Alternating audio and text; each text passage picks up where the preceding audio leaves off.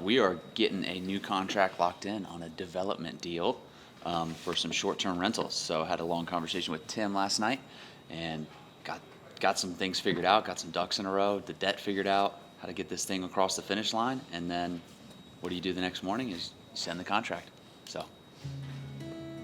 And I just want to go around the room, spend some one-on-one time on each individual here. And really what I want you guys thinking through is like, what is the biggest hurdle in your business or your life right now?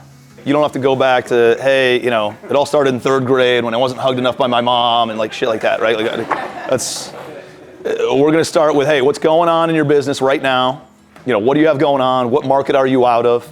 And then let's like dive deep into any sort of hurdles that you might be facing.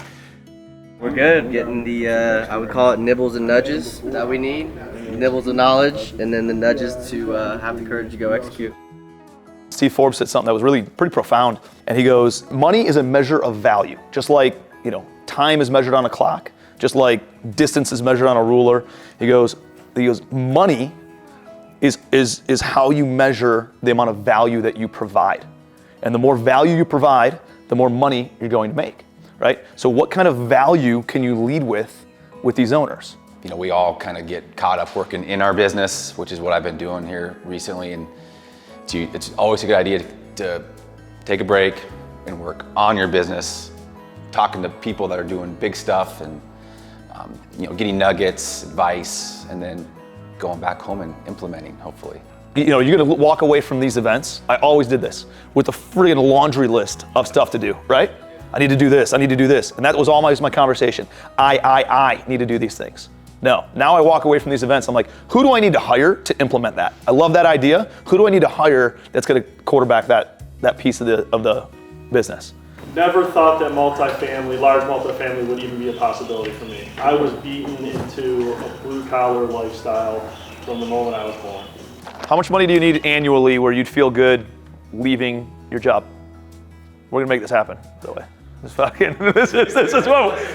what we do. Acquisition fee, $100,000 right out of the gate. To you, in your pocket. Not for working for the next year, you get it right now. Quit your fucking job, right? And you have $100,000 in your pocket. Tax-free? No, you're gonna pay taxes on that. So you got $100K of cash right now. You got $200,000 of income that you can make this year and offset all of it in real estate. You gave yourself a raise of $13,000 a year and increased your net worth by 180 grand by doing one deal. I mean, it's nuts. Dude, how many of those can you do? You can do one of those fucking every quarter easily. There's no reason everybody here couldn't pick up 100 doors this year. You guys are all very capable and you have the network just in this room to go and pick up 100 doors. You don't need to go and light the world on fire. You get a handful of them, you guys could write whatever ticket you want. There's plenty of opportunity. Bro, this is order taking. You don't have to sell anybody on this shit. All you gotta do is tell them about it. It's like, you ever seen the Chris Rock, the drug dealers don't sell drugs, drug dealers offer drugs, right? Drugs sell themselves. Right. Like, this shit sells itself, dude. You don't need to go and sell people on this. You just need to offer it. And people are like, I'm in, right?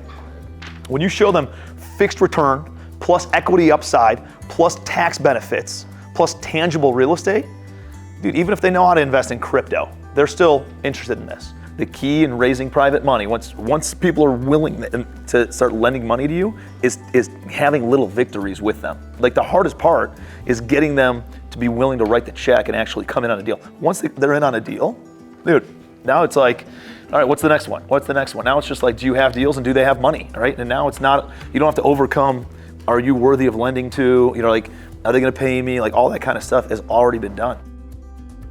You get in all these partnerships, you will have a shitload of K1s every year, and it just stack them up, and then now, it start to, like, that's how you start raising money. It's just, you spend a couple hours talking to people like, hey, this is what I got going on. They're like, oh, no shit. Mm-hmm. And then you become the bridge to the operator, mm-hmm. because without you, right, they wouldn't have found a place to go park that money. Right. I think a lot of the people that come to these groups, if I had to guess, are probably the richest people they know, or the most successful people, I should say. So when you're not, it's very challenging because everybody everybody can learn something and do what they, get a little nugget from this person, a little nugget from this person to improve. And then again, just kind of challenge yourself and figure out, again, what can, if that guy can do it, surely I can do it. Been at it for about a year and a half, and as of March 1st, I quit my W-2 and going at it all full time. So Do it, buddy. Put my head down and go to work.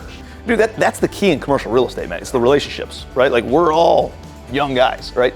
So we have a lot of runway, and it's not about what's the deal that I can take down this month, this year, or whatever. It's like, what relationship can I develop right now that in 5-10 years from now, that owner is selling 10,000 storage units, and they're like, you know what? I don't want to list it with the broker. Let me just call up Kazada. I know he can close. This has been very hard to find like the top quality data in this niche of self-storage, and so as we're growing to different markets in the Southeast, we really want to pull the best data possible. Looking forward to taking all the data we can, implementing our marketing plan, and getting some more deals. We've got a lot of good ideas from other entrepreneurs. Another guy in my field that has given me advice that could probably help me raise a couple $100,000 in the next couple of weeks.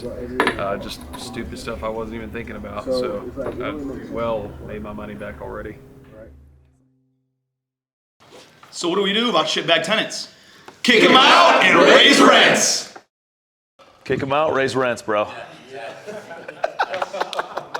As soon as July hits, he's done. Such a dick thing to say.